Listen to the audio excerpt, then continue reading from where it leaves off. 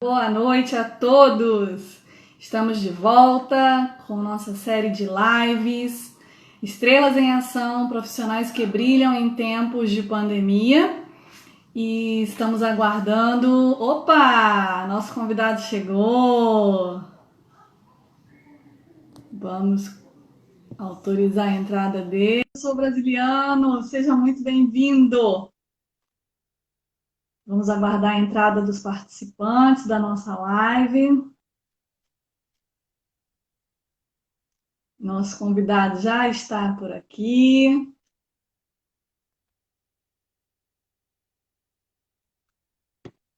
Vamos lá. Olá, professor. Muito boa noite. Como é que vocês estão? Tudo bem? Como é que tá, Alicia? Firme? Tudo bem? Vamos Tudo. aguardar a entrada dos participantes para a gente começar. Combinado? Vamos, sem Como é que dúvida. está o tempo aí em São Paulo? Aqui tá frio, viu? Casaquinho de frio aqui. E o Rio? Aqui também está bem frio, viu, professor? Bem friozinho. Hoje Pra o carioca, frio né? castigou o Rio de Janeiro. Frio pra carioca, né? Então, frio para carioca, né? Tá certo. Nada se compara ao frio de São Paulo. Tá, viu? Muito bom. Ok, estamos aí então. Estamos aí já com algumas pessoas entrando em nossa live. Muito bom. Deixa eu só mudar aqui para ver se O fica. pessoal de educação à distância também, Fábio Perdonati, Marcos Alves, Luciene Machado, sejam muito bem-vindos. Professor Gildásio, o pessoal está chegando. Chegando, Chegando né? devagarzinho, mas está chegando. Legal. Sejam muito bem-vindos. Hoje a nossa live é com o fera do professor Antônio Celso Ribeiro Brasiliano, mais conhecido como professor brasiliano. Obrigado. Uma honra. É um prazer recebê-lo, viu, professor? Obrigada por ter aceito o convite para participar dessa live. Estrelas em Ação, profissionais que brilham em tempos de pandemia, da Lupa Consultoria e Treinamento. E estamos muito felizes com a sua presença aqui, uma grande estrela que brilha no mundo da segurança e a parte toda de análise de riscos. Nós vamos conversar muita coisa com o professor brasiliano aqui hoje, gente. Ok. Muito obrigado pelo convite, Lícia, Lupa. Agradeço. Estou muito sensibilizado aí e ansioso por conversar com vocês aí, trocar ideias, trocar Professor, seu experiência. currículo. Oi, perdão, desculpa. Não, pode falar. Seu Tranquilo. currículo é, assim, enorme, né? Ficaríamos, assim, o dia inteiro apreciando o seu currículo e eu tive a missão de reduzir um pouco para a gente poder apresentá-lo aqui na live, mas eu vou apresentá-lo agora para as pessoas que estão aqui conosco, estão chegando devagarzinho, é assim mesmo, tá, professor? Live é outro sistema. Sim, tranquilo. Instagram, porque esse horário é um horário bem concorrido de lives, então nós temos lives de todos os tipos e tamanhos acontecendo. Professor Antônio Celso Ribeiro Brasiliano é doutor em Ciências e Engenharia da Informação e Inteligência Estratégica.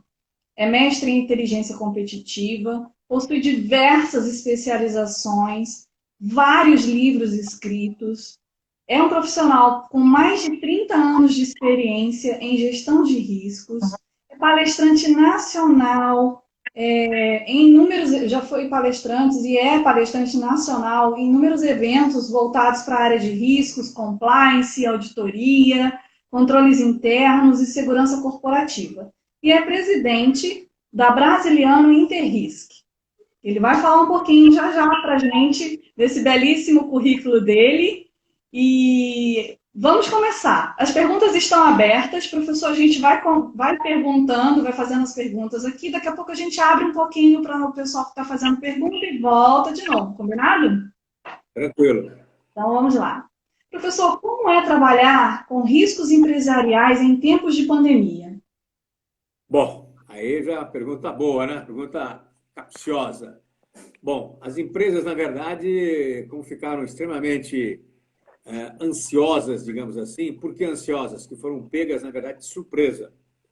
Só que a surpresa não deveria ser tanta. Por quê? Porque, na realidade, o risco pandêmico já estava mapeado pelo Fórum Mundial, na verdade. Então, esse é um ponto fundamental. O que houve foi um desprezo, na verdade, e o não acreditar que o risco era factível, era para ser materializado. Inclusive, no relatório de 2020, que saiu em janeiro, já estava escrito que poderia ter a pandemia, e se houvesse a pandemia, haveria, na verdade, uma falência em qualquer país do sistema de saúde. E foi o que aconteceu, basicamente. Então, nós estamos hoje correndo muito atrás ao elaborar os planos de contingência para as empresas. Isso é um ponto fundamental. Então, trabalhar com risco na época de pandemia é isso, é estar apagando incêndio o tempo inteiro. Essa é a realidade nua e crua. Tá certo? Verdade. Mas o senhor é maestro nisso, né? Então fica tudo mais fácil, até porque o senhor ama o que faz. E quando a gente ama o que faz, fica tudo mais tranquilo de ser resolvido, né? É verdade, já não é a primeira que a gente pega, né? Aquela da gripe aviária, a gente fez o plano para a área bancária, principalmente, lá em 2006, mais ou menos, quando começou. Então, a gente tem uma vivência relativamente boa em relação a isso, né? Em pensar o que pode ser feito, o que não dá para ser feito. Então, uma coisa bacana de se pensar para poder estar agindo proativamente. Muito importante. Perfeito. Professor, os estados do Brasil estão flexibilizando as medidas restritivas, né? Qual a situação do Brasil hoje em termos de pandemia? Bom, vamos lá então. Nós estamos hoje ainda, nós não atingimos o pico ainda, né? Então, por não atingir o pico ainda, na verdade, nós temos aí mais de 1 milhão de infectados aí, tá certo?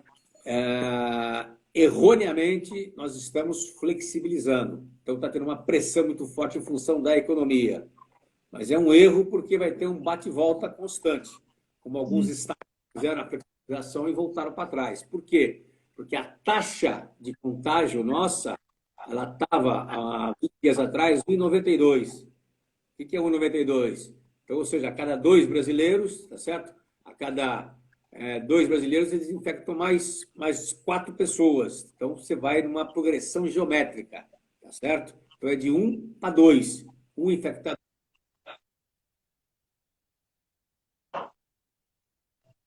Deu uma congelada. Entender. Então,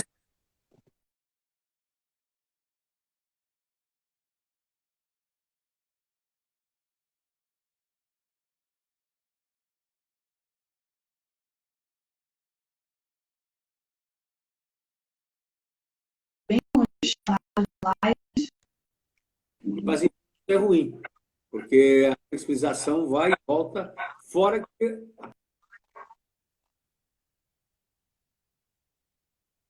Já já a gente consegue falar com ele. Professor, deixa eu interromper o senhor um minutinho, por favor.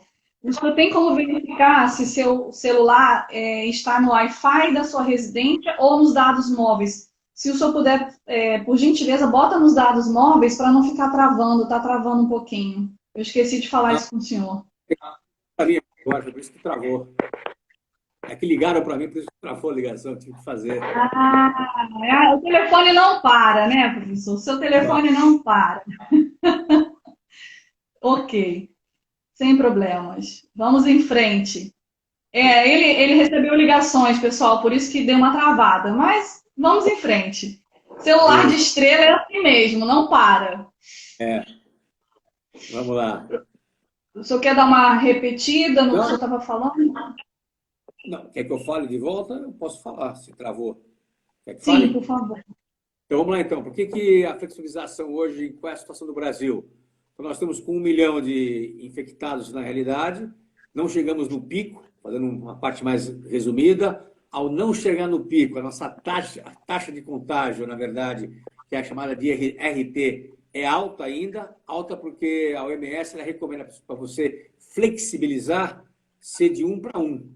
E grande parte dos estados brasileiros não está em 1 para 1. Você tem uma ideia. Então, São Paulo, por exemplo, está 1,55. O Rio está 1,80. Estados do Nordeste tem com 3.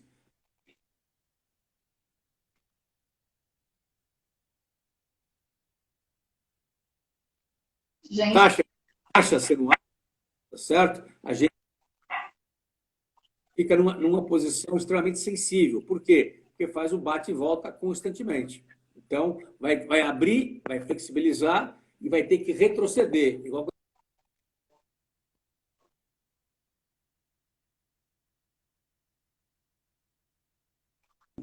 Então, isso é fundamental para vocês poderem, nós pensarmos nisso. E para as empresas vai ser muito ruim, porque abre, fecha, e não tem como, não tem jeito. Então, vai ser perfeito. isso, bate e volta constante. Então, vai ser um cenário complicado para o Brasil, do nosso ponto de vista. Tá certo? Perfeito. Professor, e quais os cenários pandêmicos para o Brasil? Então, o cenário hoje que mais se direciona, eu chamei de caos prolongado. Por que caos prolongado? Justamente por causa desse bate e volta.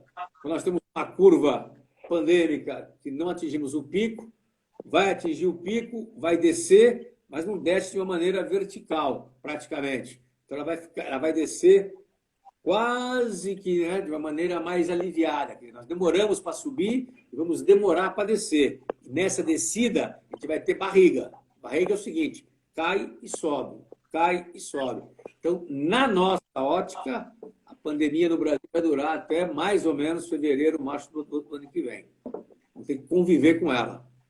Uma questão de um erro estratégico, do nosso ponto de vista, do Brasil.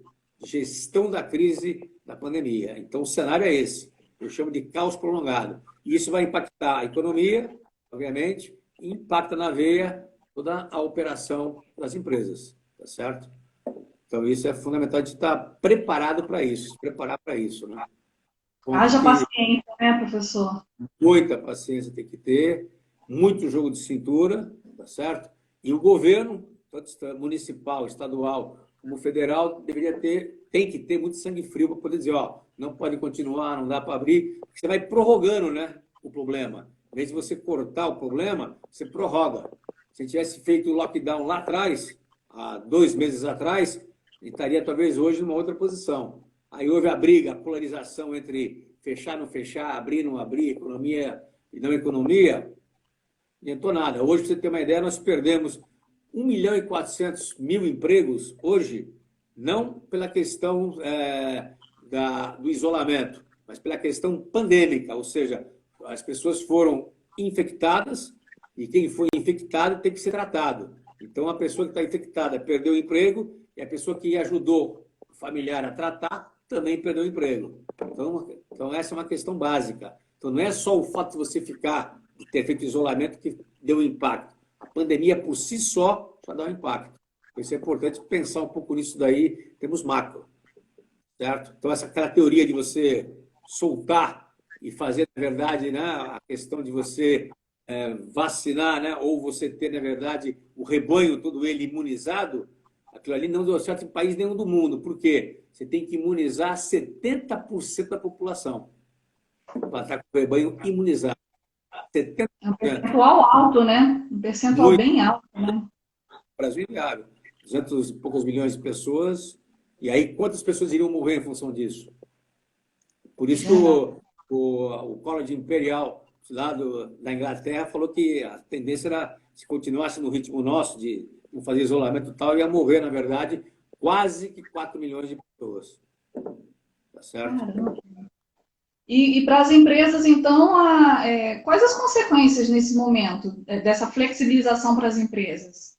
Então, as empresas estão na comércio, principalmente, está na ilusão que isso vai retomar rapidamente. Na minha ótica, e na experiência que estamos vendo em outros países, não vai ter uma retomada tão forte. Tanto é que os shoppings que abriram aqui em São Paulo, frequência altíssima, né? Por quê? O pessoal ainda está receoso, a população está receosa de sair para a rua e querer, na verdade, ir consumir. Não vai consumir. Então, isso não vai existir.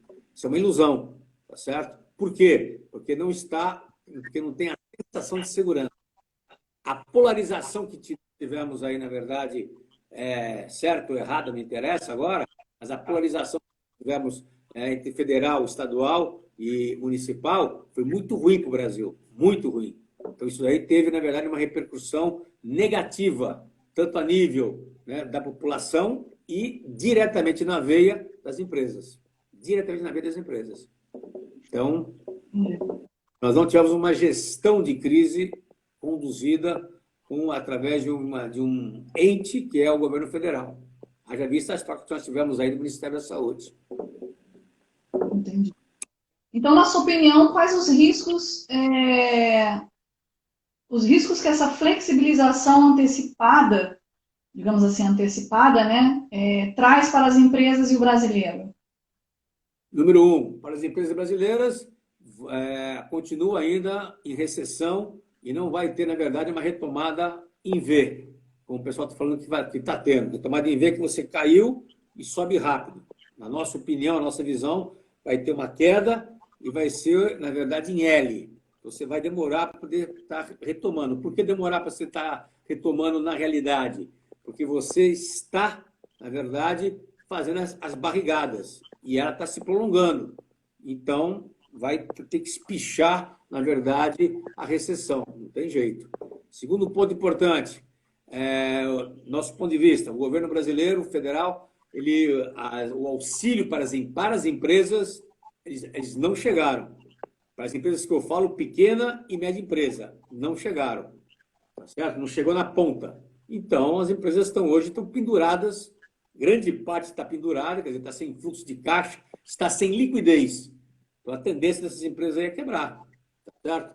Então, isso vai acontecer. O fato de você retomar agora, já era. Pensa você num pequeno comércio, uma padaria, uma pequena loja, por exemplo, esses já foram embora. Não tem como eles terem fôlego para isso. Infelizmente, isso está acontecendo. Já está acontecendo isso daí. E a volta disso, se olhar, não está aquecendo como deveria aquecer. Tá certo? Então, esse é um ponto fundamental.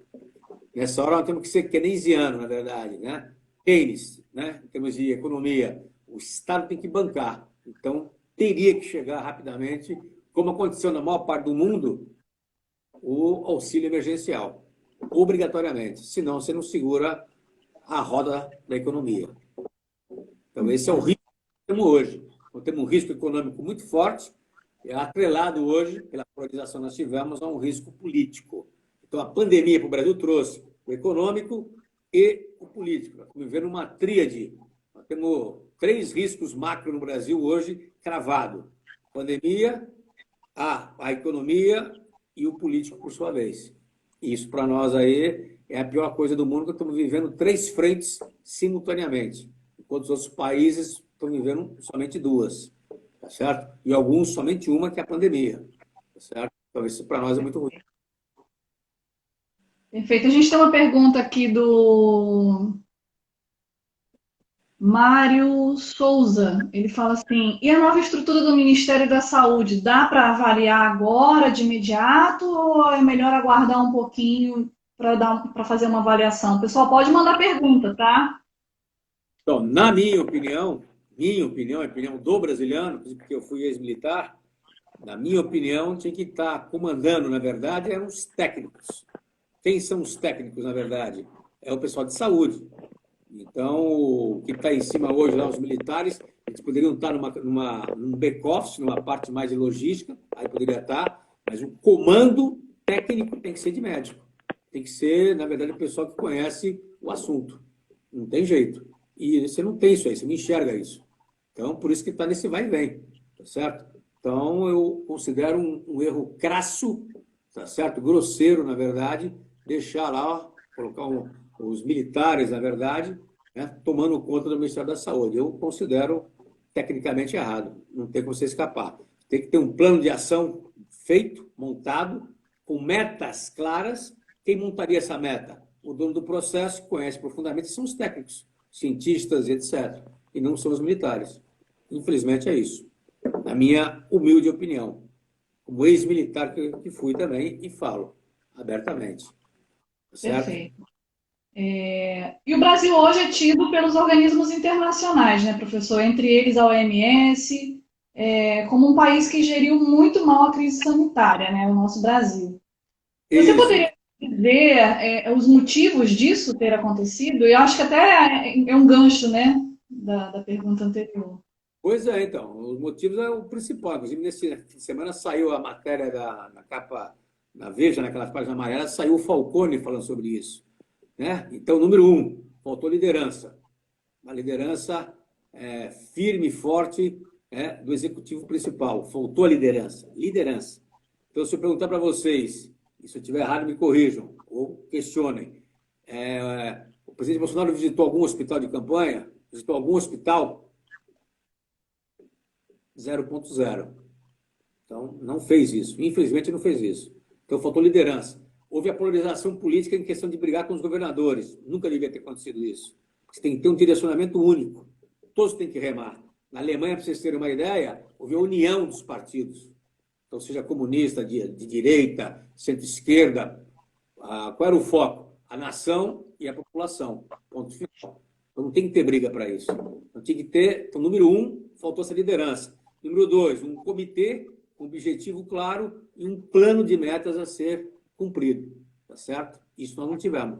Quem tomou conta disso no Brasil foram os governadores e os prefeitos. E aí cada um partiu para um lado.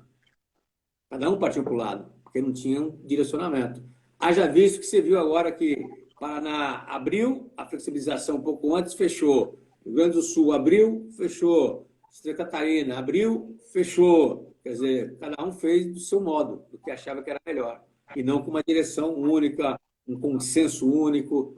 Tá certo? Claro que o Brasil, como é continental, ele deveria ser tratado por região. Concordo com isso. Então, mas isso tem que ter dentro de um planejamento. E não teve isso.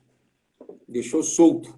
Né? Chegou ao absurdo de, por exemplo, ter declarado lockdown, fechar a cidade, por exemplo, Pernambuco, e o juiz falou que não valia. Então, a população ficou perdida. Vai ouvir quem? Isso fica absurdo. O governador desce, na verdade, a sugestão dele, né, o decreto dele, e o juiz fala que aquilo ali é ilegal. Como é que fica? Temos mais uma pergunta aqui. É verdade, professor, isso é muito complicado. Não ter um planejamento para esse tipo de ação é bem mais complicado do que a gente imagina. O senhor, mais do que ninguém, que é um homem de planejamento e análise de riscos, sabe que um planejamento é tudo num momento como esse, né? Isso, exatamente. Com metas, com estratégias bem traçadas, isso tudo é muito complicado quando não existe. E aí, mais uma pergunta. Importante, só sem interromper você, já interrompendo, seguinte, o que não, na verdade, o que não é medido, você não gerencia. O que não é medido, você não gerencia. Então, na verdade, nós não estamos medindo. Quais são os indicadores que nós temos claros aqui, hoje? Que o Brasil tem claro? Não tem. Trocou-se de indicador no meio do caminho, antes era por 1 milhão de habitantes, ficou sendo por 100 mil, aí mudou-se a metodologia do Ministério da Saúde. Não interessa que é melhor ou pior. Não pode mudar no meio do caminho. Você tem que estar focado. Vamos embora. Vamos que vamos, né? Vai trabalhando em cima disso. Então, esses foram os erros, do meu ponto de vista, cruciais, né? Então, houve troca de metodologia, troca de ministro, trocou o ministro, troca a equipe, completamente confuso, no meio de uma pandemia. E aí complicou tudo. Meu ponto de vista. Mais uma pergunta aqui. Você saberia dizer por que São Paulo está amarelo e o resto do estado laranja ou vermelho? Se isso faz sentido. Não, não faz. É uma questão política apenas. E está, na verdade, se você for olhar os indicadores nossos e comparar, São Paulo está no vermelho. Capital. Por quê? Porque ele é o epicentro. São Paulo, capital, é o epicentro do Brasil inteiro. Tá certo? Então, em termos relativos, na verdade, em termos de incidência, nós podemos até estar num patamar verde em relação à comparação com os outros, tá certo? Só que nós temos um volume muito grande de infectados. Então, isso, de maneira direta, está até semi-controlado, tá certo? Mas, no meu ponto de vista, não faz sentido. Se seguir os parâmetros que foram dados, teria que estar hoje, pelo menos, no mínimo, como numa matriz de risco que a gente tem, seguindo os parâmetros da OMS e do Ministério da Saúde, São Paulo está no quadrante rosa, quer dizer, mais um pouquinho ele pula para o vermelho. E o vermelho é o lockdown, deveria ter sido feito. Então, isso é um ponto fundamental para poder entender. Hoje nós não temos nenhum estado brasileiro no quadrante verde. Nós temos no amarelo, laranja, certo? Rosa e vermelho, seguindo o critério do Ministério da Saúde, que segue o critério da OMS. Tá certo? Então, São Paulo, nosso ponto de vista, de maneira clara e direta. Certo? Perfeito. E você comentou que teremos, na sua opinião, um cenário de caos prolongado, né? Na nossa cabeça, na nossa visão, caos prolongado, que eu chamei de caos prolongado. Por que caos prolongado? Porque o Estado tenta fazer alguma coisa, a sociedade começa a ficar, na verdade, saturada, é o que está acontecendo hoje, as pessoas querem ir para a rua, querem produzir, tá certo? Não tiveram o respectivo apoio, na verdade, né? A sustentação do governo, não tiveram. Aí o pessoal que mora em comunidade, por exemplo, ele tem que ir para a rua, ele tem que comer, ele tem que trazer comida para casa. Então ele está na rua, de uma forma ou de outra. Então não teve esse planejamento que deveria ter tido, teria que ter tido, tá certo? A classe A ou a classe B está em casa. Está em casa. Então, está fazendo home office, está em casa. Certo? Classe média, etc. Classe menos privilegiada, mais vulnerável, é que estão expostos, pegando condução, pegando ônibus, pegando metrô, e etc. Então, na verdade, essa é a fotografia que nós temos aí pela frente. Certo? Tanto é que o problema maior do Brasil é o SUS, né? Não são os hospitais privados. Tá certo? Então, esse é um ponto para a gente poder parar para pensar um pouquinho. Se for hoje aqui em São Paulo, no Einstein ou no Sírio-Libanês, as UTIs estão tranquilas. Vários hospitais do SUS estão no talo. No Brasil inteiro. Rio, Manaus, Belém, por aí vai. Infelizmente, essa é a situação que o Brasil está vivendo. Então, isso significa que nós temos que conviver com esse vírus até a solução de uma vacina.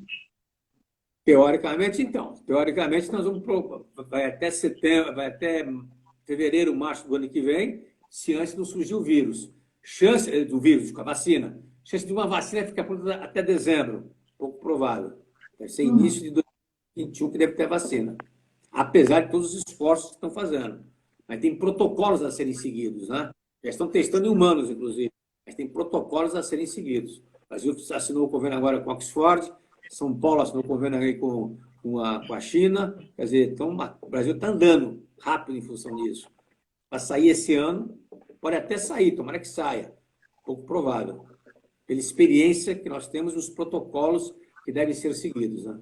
Nosso ponto de vista é esse. Então, teremos que conviver com o vírus, nos adaptarmos a ele, que é o novo normal, né? É a realidade. Home office, conferência, live, cursos online, certo? Delivery, isso vai ser longo prazo, na verdade. Então, na sua opinião, o senhor considera que com a abertura do mercado, né, das lojas, shoppings, restaurantes, a vida volte ao normal rapidamente? Ou é aquilo que o senhor falou anteriormente, né, que os shoppings a gente já percebe que os shoppings começam a ter uma movimentação, mas ainda está muito tímida, né? Então, como é que fica isso? Eu tenho que perceber, se pegar os shoppings classe A e classe B, a movimentação é pequena. O pessoal tem mais cabeça, não vai ao shopping. Shoppings de população mais vulnerável, mais baixa, né? C e D, o pessoal vai. Então, esse é o problema maior que nós temos hoje no Brasil. No Shopping Guatemi de São Paulo, aqui, a frequência está baixa. Muito baixa. Apesar de ser aqui em São Paulo e no Brasil, um dos melhores shoppings, talvez, do Brasil, em termos de prevenção. Você não põe a mão em nada. O elevador é tudo de aproximação, você chega já tem o reconhecimento facial com a temperatura automatizado, o tapete já tem o tapete que já vai fazer a desinfecção, tem tudo lá. Só que não está cheio, não vai circular. Por quê? O pessoal tem mais cabeça, raciocina, pensa 10 vezes mais. Essa é a questão nossa cultural. Então, a população mais vulnerável devia ter recebido um apoio muito maior, uma força muito maior para poder evitar a aglomeração. Não tem jeito. Então, nós temos que evitar isso aí. As crianças nossas estão tendo aula home office, certo? Vai abrir agora 8 de fevereiro. Vai ter que fazer a questão de você estar fazendo uma semana assim, uma semana não, o pessoal vai para a sala de aula, outro vai ficar em casa. Tem que fazer isso daí. Até hoje na Coreia está assim, Coreia do Sul. Então, tem jeito. Professor, temos uma pergunta aqui da Raquel Fernandes. Ela fala: boa noite, gostaria de saber a sua opinião. O que será que mudará no cenário, né, daqui para frente? Acho que o senhor já chegou a falar alguma coisa, mas poderia complementar aí a pergunta da nossa. A tecnologia vai estourar agora de maneira muito, muito rápida, né?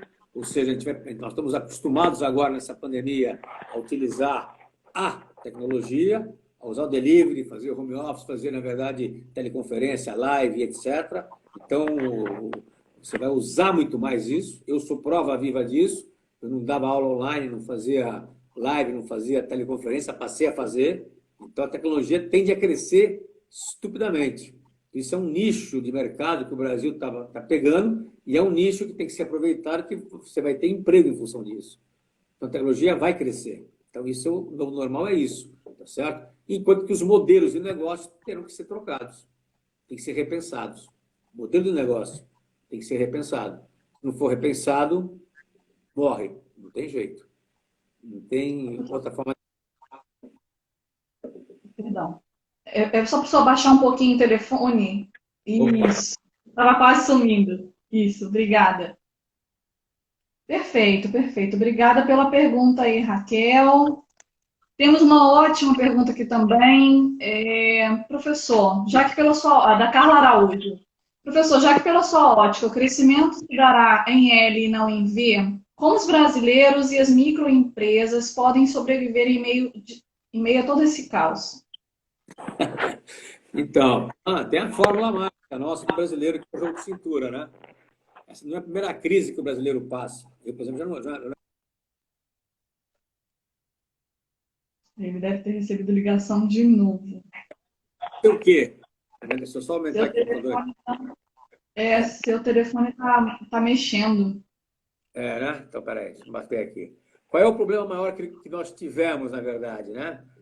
A empresa micro e a empresa média, ela tem que fazer caixa, obrigatoriamente. Como é que ela faz para fazer caixa obrigatoriamente? Só tem duas fórmulas.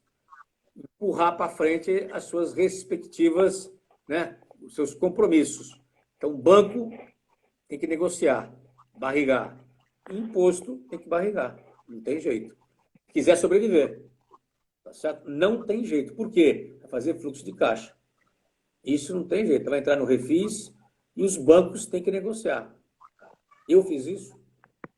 Eu fiz isso. Não tem jeito. Para ter fluxo de caixa. Para não mandar ninguém embora. Eu consegui não mandar ninguém embora. Da minha equipe toda.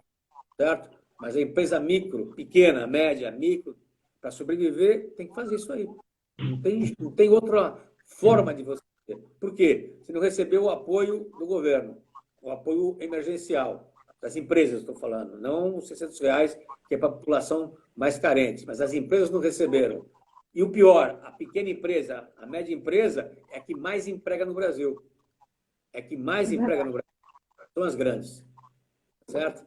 Então, o dinheiro tinha que ter vindo para nós, como empréstimo subsidiado, para você pagar, contornar, etc. O que faz o empresário? Caso eu, você barriga o quê? Você barriga banco, vai sentar com ele e negociar. Empurra isso aqui, velho. Eu quero carência de 6 meses, 3 meses, 4 meses. Empurra para frente. E vai pagar o imposto. Não paga o imposto, faz o refis depois, faz a renegociação e vai embora. E vai levando. Essa é a situação de qualquer empresa, micro, média, pequena, vai viver assim. Não tem jeito. Porque ele não vai pegar dinheiro, que é uma loucura, certo? Com as taxas que vão estar lá em cima. As taxas não estão em baixas ainda, né? Tá certo? Então você tem que pegar um empréstimo com taxa muito baixa. Não consegue, tem que fazer isso. Essa é a solução. Então, a empresa tem que ter liquidez. Quem não tiver liquidez, dança. Tá certo? O ponto fundamental é esse. Então, os impactos econômicos e sociais terão uma repercussão a longo prazo, né, para o Brasil. O senhor poderia explicar o porquê, na sua visão? Porque, na verdade, a recuperação não vai ser em V, vai ser em L, né? Na verdade. Então, você vai dar aquela barrigada, né? Então, você pega aí a questão social nossa, por exemplo, isso foi um impacto muito grande. De quê? Desemprego. Tem aí as projeções aí nefastas de chegar a ter 20 milhões de desempregados até o final do ano, 2020. 20 milhões de desempregados, é muita gente. Muitas pessoas vão atingir a linha da miséria, abaixo de 1,90 dólares por dia. Então, vai ter muita gente assim, certo? Isso não é cenário catastrófico, não. Isso é uma realidade. Não tem como você evitar isso daí. Então, teremos repercussões a esse destino. E vai ter a geração que vai estar perdida. O que é a geração perdida? A juventude, tá certo? Que não vai aproveitar boas escolas, bons estudos, e essa geração para frente vai estar fora do jogo, infelizmente. Então, a questão social nossa vai ser impactada na veia. Já está sendo, né? Na veia. Você pega o pessoal que é de escola pública com escola privada 10-0. Escola pública, difícil. Não consegue fazer, o pessoal não está acostumado a ter a aula, tá certo? Via o computador online, não estão aproveitando, não tem conectividade. Então, o cara pensou na aula online, mas o pessoal que está na comunidade não tem internet. Faz o quê? Me explica a lógica. Fica realmente complicado, né, professor? Então, ele não recupera, ué. Ele perdeu então, esses 90 dias que nós estamos agora aí, 120 dias, 90 dias que nós estamos aí agora em isolamento. Como é que ele teve a aula? Não teve. Grande parte não teve. Porque não tinha internet em casa. Não tinha internet em casa. Não tem. A gente percebe que a grande maioria das escolas privadas, elas já tinham uma estrutura, né, para acionar uma necessidade de aulas online. Mesmo escolas privadas, nós ainda encontramos algumas escolas privadas que não estavam preparadas para uma situação de aulas online, tiveram que se reinventar, né, adaptar algumas técnicas, adaptar alguns procedimentos para não perder o aluno, né, os pais não fecharem as matrículas, e aos pouquinhos elas foram engatinhando até que conseguiram passar um pouco mais desse conhecimento online.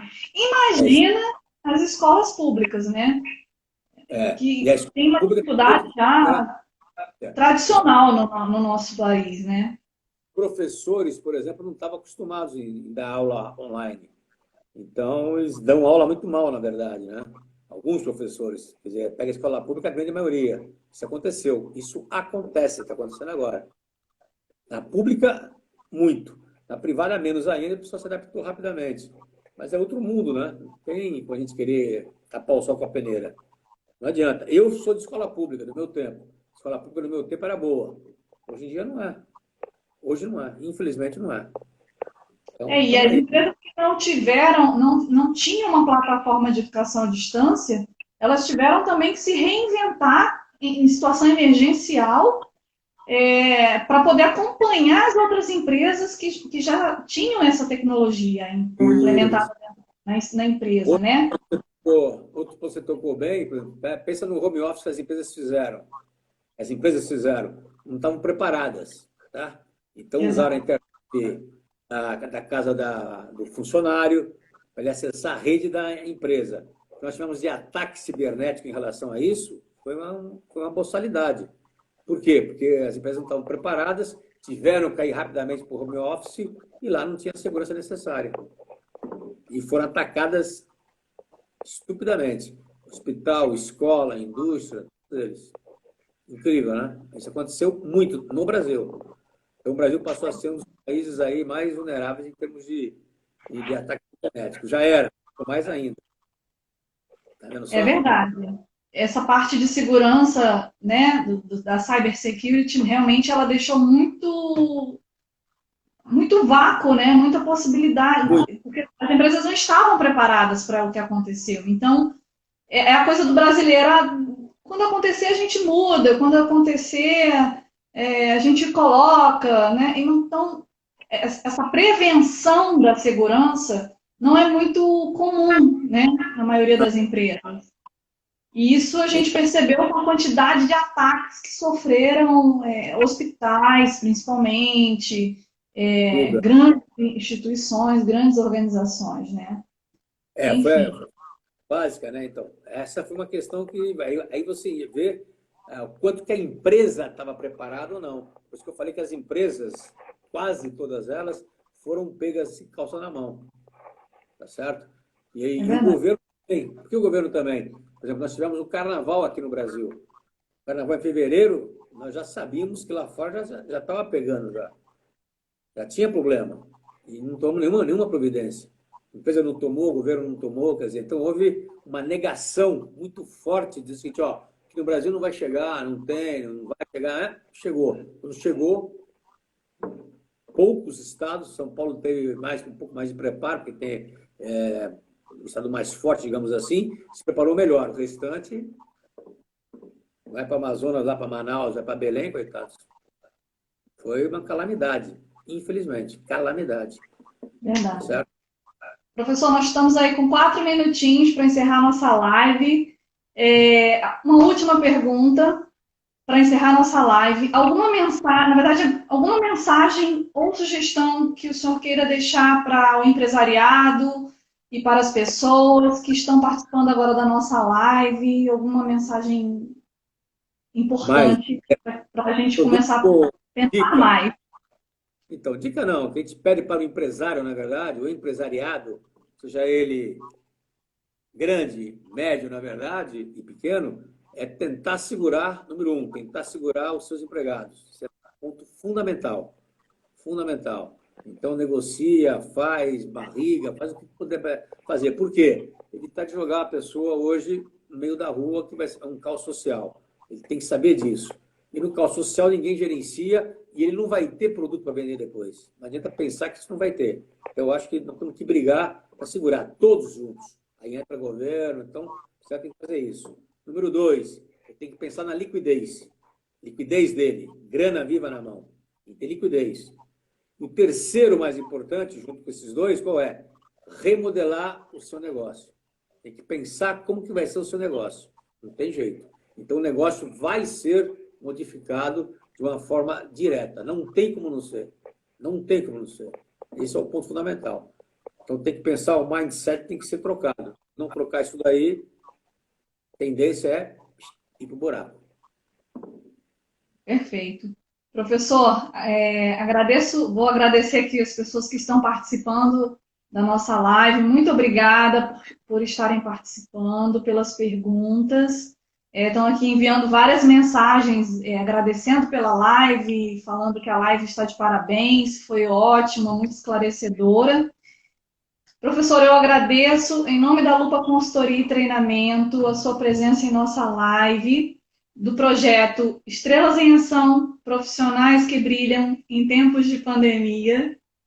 A Lupa Consultoria e Treinamento encerra essa live de hoje, agradecendo a participação de todos, agradecendo a participação do professor Antônio Celso Ribeiro Brasiliano, um fera em análise de riscos. Ok. Ele está à disposição de vocês através do direct do Instagram dele. Professor, fala seu Instagram para a gente, por favor. O meu Instagram é Sim, abrasiliano01. a Abrasiliano Brasiliano 01. 01. Ok. Isso. Qualquer dúvida, o professor Brasiliano está à disposição através do direct ou através do direct da Lupa Consultoria e Treinamento. Professor, muito obrigado, uma boa noite. Boa noite a todos. Até a Obrigado, próxima live. obrigado, Alicia. Até mais. Muito obrigado pela consideração. Ok? Um grande abraço. Movimentação do celular aqui, porque isso é coisa aqui da quarta geração, quarta revolução industrial. Não estou acostumado ainda. Estamos em pandemia, professor, tudo é possível, tudo é aceitável. Um grande Ok. abraço, uma boa noite. Um abraço, até logo. Tchau, Obrigado. tchau. Tchau.